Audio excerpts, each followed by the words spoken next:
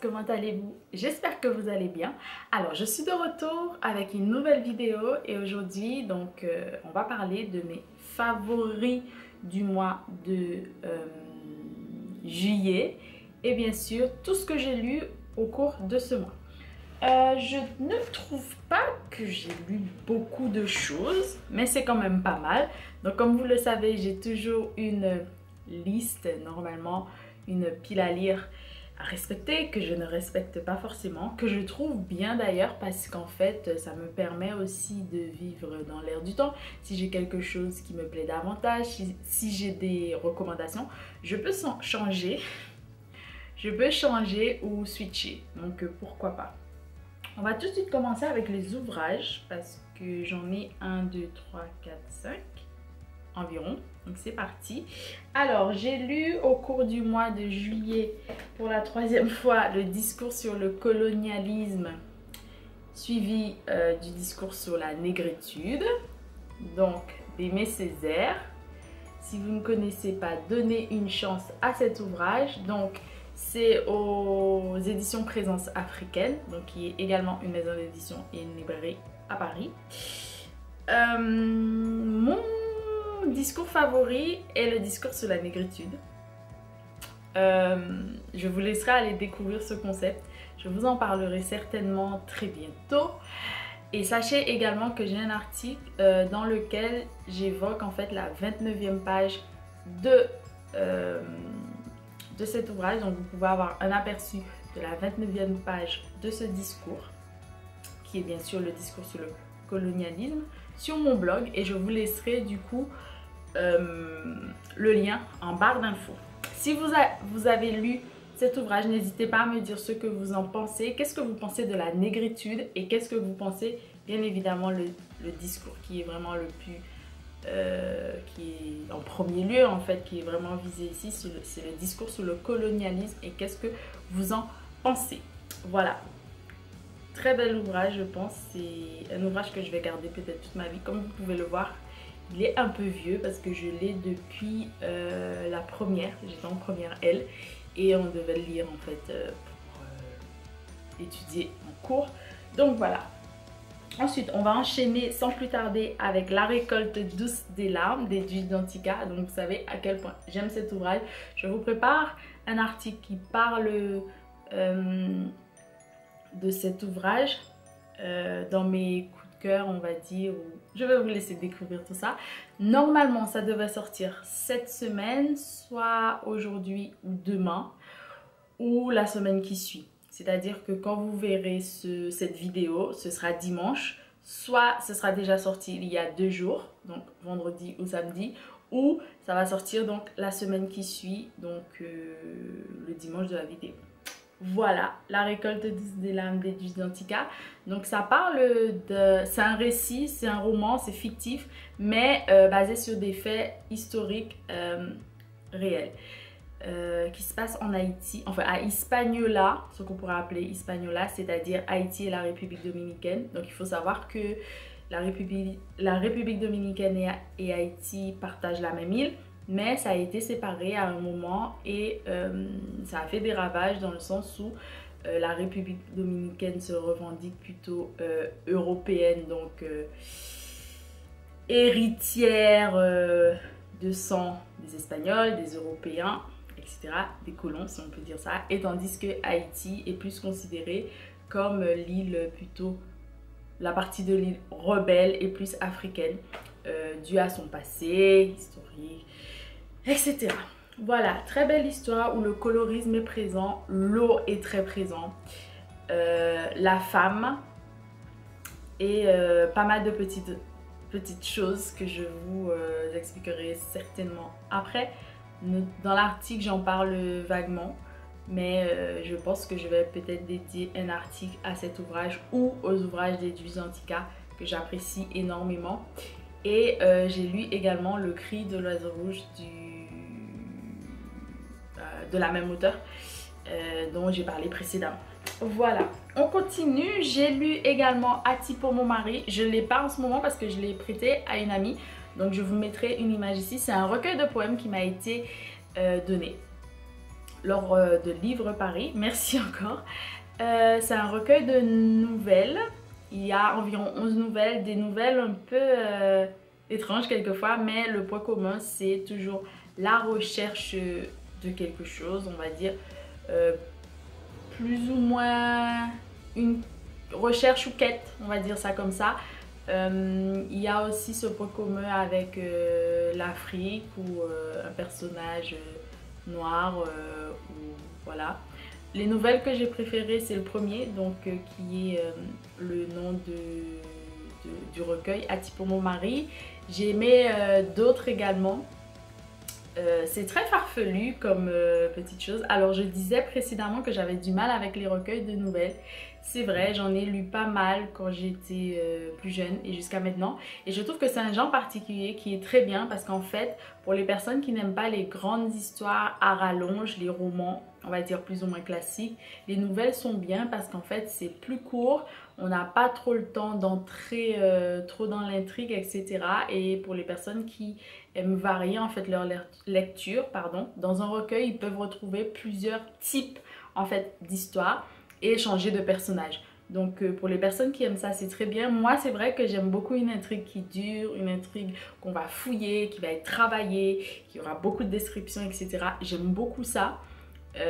Parce que j'aime vivre avec mes personnages en fait, j'aime grandir avec mes personnages et je sais pas, c'est un rapport particulier lorsque c'est un roman, mais un recueil de nouvelles c'est vraiment top. J'en ai d'autres, notamment en anglais, que j'avais pour l'université. Je crois qu'il n'est pas là, celui que je voulais vous montrer, mais je pense que je ferai une vidéo sur mes ouvrages en anglais. Si ça vous intéresse bien, n'hésitez pas à me le dire en barre d'infos et en like, pas en barre d'infos, en commentaire et en likant cette vidéo. Mais voilà. Et l'auteur c'était Dibakana Mankesi et la maison d'édition c'était la Doxa, si je me trompe pas. Toutefois, si je me trompe, je mettrai la bonne maison d'édition. On continue avec l'ouvrage coup de cœur, je pense, vraiment. C'est Massie de Gary Victor aux éditions Mémoire d'un crier. Il y a un article dédié à cet ouvrage sur mon blog que je vous laisserai également en barre d'infos. Alors cet ouvrage, j'ai adoré. Donc je vous laisserai aller découvrir ça. On me l'a prêté celui-ci et franchement, je regrette pas de l'avoir lu parce que j'ai vraiment adoré.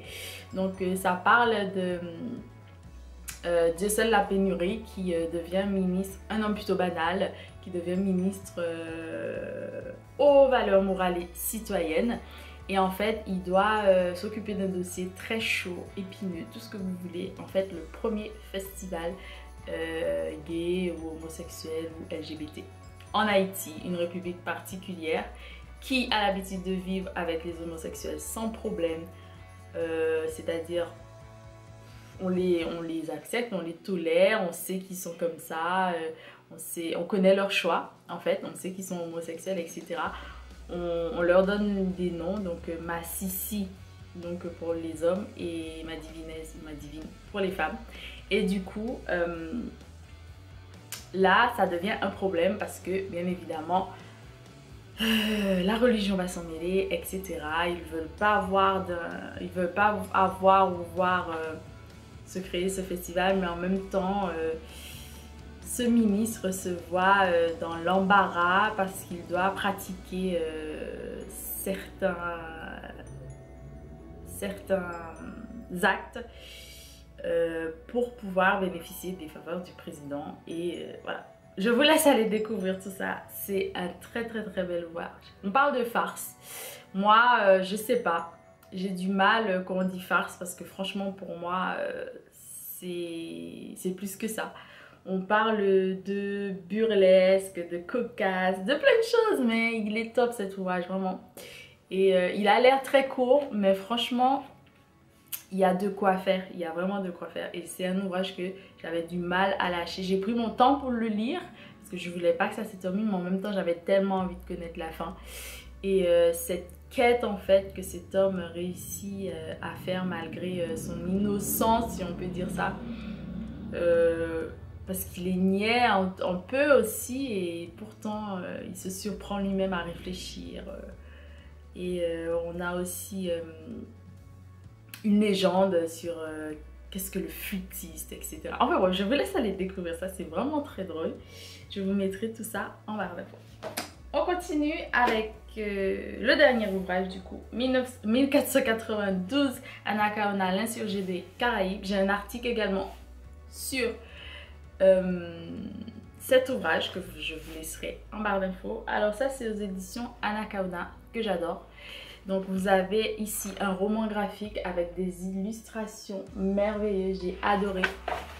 Et il y a une illustration qui est vraiment belle pour moi, qui me fait penser à la femme, à moi et tout, enfin bref, toute femme. Et c'est celle-ci que j'aime beaucoup. Il y en a beaucoup que j'adore, mais celle-ci vraiment, elle est très belle.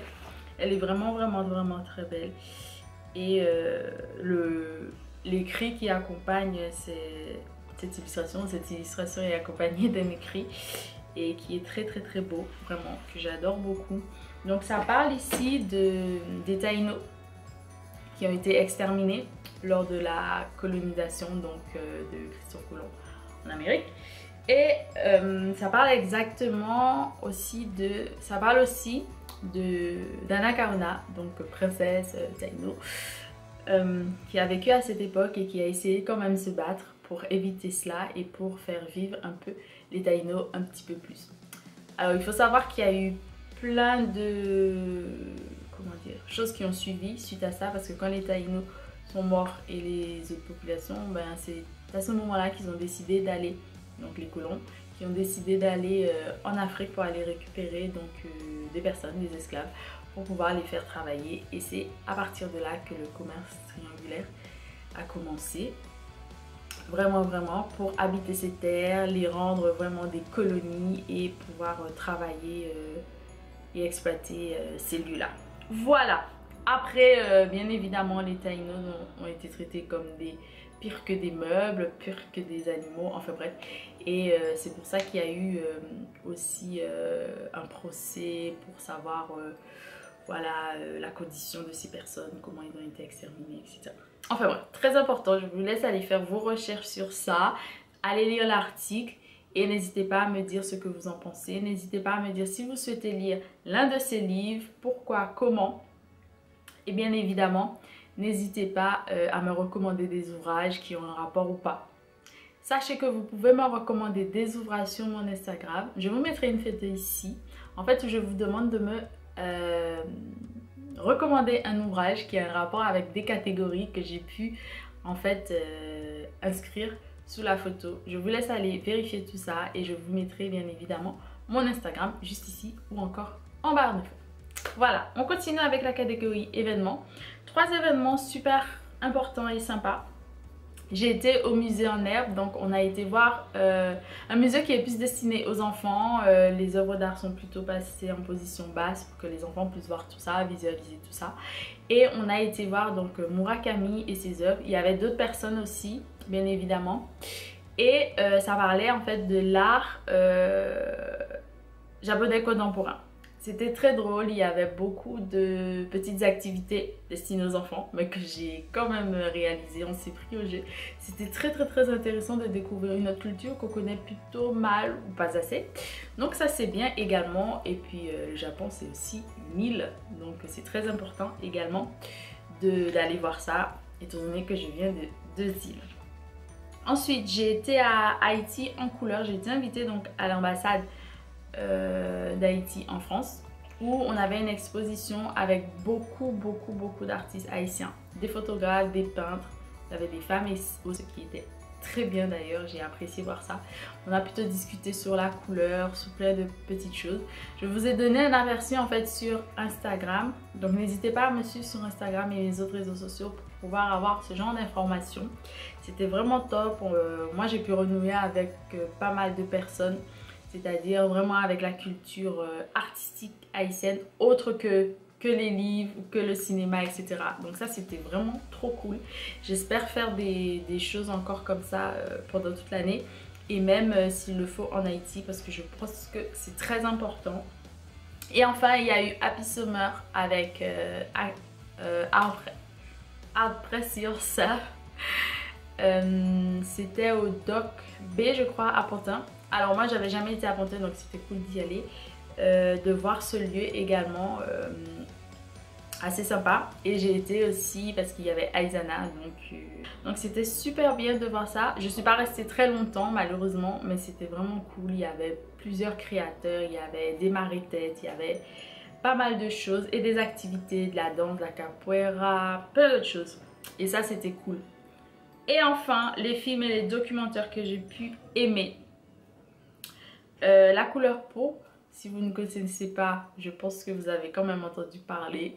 C'est un must have, must read, must watch, tout ce que vous voulez, que j'ai adoré voir. C'était long, c'est vrai, j'espère le lire bientôt. Devine qui vient d'Imé, donc avec Sidney Poitier, ou de Sidney Poitier plutôt. C'était trop bien de voir ça. Parce que suite au documentaire que j'avais regardé, I'm Not Your Negro, j'ai eu l'envie et le besoin d'aller voir en fait les documents qui étaient évoqués dans ce documentaire. Donc là qui est un film sur un couple mixte et la jeune fille présente en fait cet homme noir à ses parents et à toute la population visiblement pour avoir l'accord en fait de ses parents pour pouvoir se marier dans quelques semaines. Très intéressant, surtout de voir un film de cette ampleur à cette époque. Je pense que c'était intéressant, voilà. En fait, et enfin, pardon, j'ai vu, donc je l'ai là normalement, c'est Les Chemins de la Mémoire de Franz Voltaire, qui est un réalisateur haïtien que j'ai rencontré l'année dernière. Et il m'a offert ceci que je n'avais pas encore vu et que je voulais voir. Et là, j'étais dans ma période de voir les films cultes ou autres.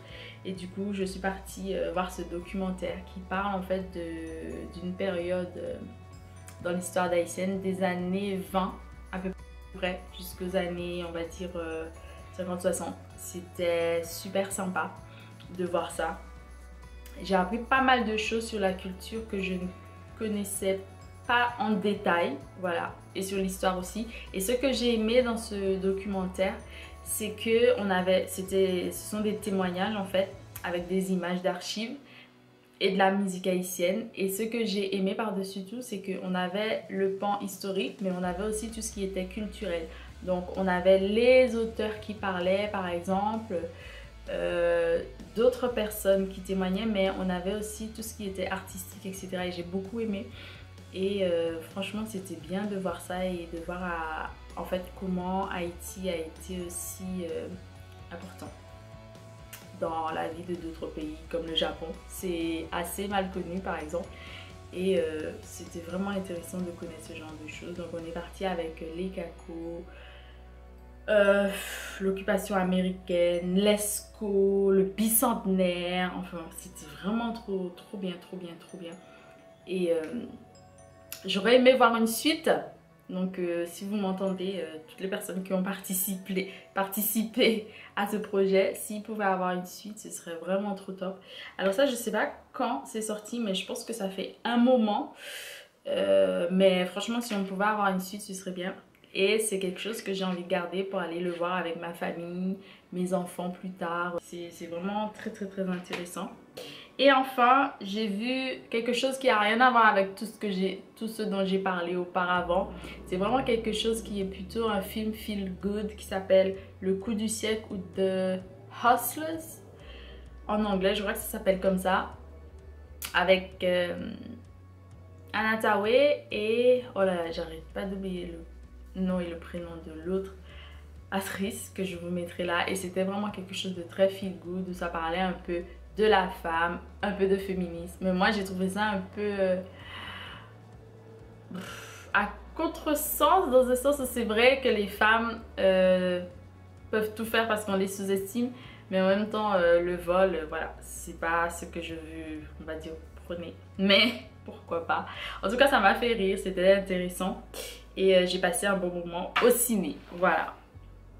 Et enfin, si je devais aimer quelque chose en food, mais ici ce serait plutôt des boissons, c'est que moi j'adore les eaux aromatisées, je sais pas comment on dit, des eaux aromatisées. Et là, c'est le Volvic où il y avait le matcha et je sais plus trop quoi. En fait, j'adore les eaux comme ça parce qu'il faisait chaud. Il y avait une période où il faisait très chaud, c'était la canicule ici. Et du coup, il fallait boire beaucoup d'eau, mais c'était en général de l'eau plate. Et du coup, moi, j'essaie de varier avec de l'eau pétillante ou de l'eau aromatisée. Voilà. Je crois que c'est tout. J'espère que vous avez passé un bon mois de juillet, que vous avez lu tout ce que vous aviez envie de lire, que vous avez pu faire des activités top, que vous êtes partis en vacances. Moi, je suis pas partie en vacances parce qu'en juin, j'ai eu un petit week-end sympa. En août, je sais pas encore parce que je suis sur de nouveaux projets et j'espère bientôt vous préparer du coup une vidéo sur la rentrée littéraire parce qu'on y est à la fin du mois ou même dans quelques semaines, dans 2 semaines environ, il va y avoir une avalanche de livres qui va sortir. Donc dans 2-3 semaines, donc ce sera avec plaisir que j'aimerais vous parler de ça. N'hésitez pas à me dire ce que vous pensez de la vidéo, bien évidemment. N'hésitez pas à la partager, à vous abonner à mes autres réseaux sociaux et à vous abonner si ce n'est pas encore fait. Et bien évidemment, restez connectés pour la suite. Je vous embrasse très fort et je vous souhaite de bonnes vacances si vous êtes en vacances. Si ce n'est pas le cas, c'est pas grave, hein, c'est bien de travailler aussi. Certaines personnes ont des vacances à cette époque et d'autres les ont à une autre époque. Voilà, gros bisous, portez-vous bien, prenez soin de vous. Je vous embrasse très fort, merci encore, bisous.